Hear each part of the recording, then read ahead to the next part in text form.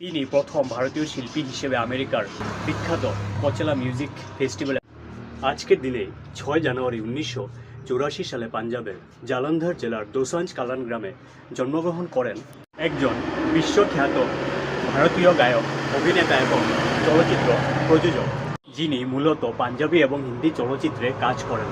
তিনি হলেন দিলজিৎ দোসাঞ্জ। ওনার আসল নাম হলো দলজিৎ সিং।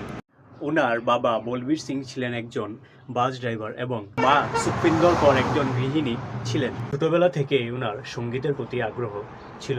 তিনি স্থানীয় গুরুদুয়ারে শব্দ কীর্তন গেয়ে ওনার গানের যাত্রা শুরু করেন। 2004 সালে ওনার প্রথম অ্যালবাম ইশক দা উডা আডা মুক্তি পায়। এই সময়ে তিনি নিজের নাম পরিবর্তন করে দিলজিৎ রাখেন।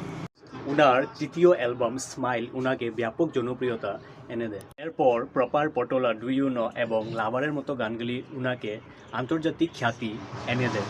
2011 সালে লায়ন অফ পাঞ্জাব চলচ্চিত্রের মাধ্যমে ওনার অভিনয়ে অভিষেক ঘটে। 2016 সালে উড়তা পাঞ্জাব ছবির মাধ্যমে ওনার বলিউডে অভিষেক হয়। তিনি প্রথম ভারতীয় শিল্পী হিসেবে আমেরিকার বিখ্যাত কোচেলা মিউজিক ফেস্টিভ্যালে পারফর্ম করে ইতিহাস গড়েন।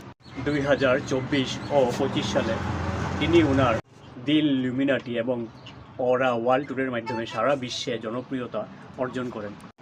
2026 সালে কানাডার টরন্টো মেট্রোপলিটন ইউনিভার্সিটি দিলজিৎ দোসাঞ্জের কর্মজীবন এবং ওনার বিশ্বব্যাপী সাংস্কৃতিক প্রভাবের উপর একটি বিশেষ কোর্স চালু করবেন।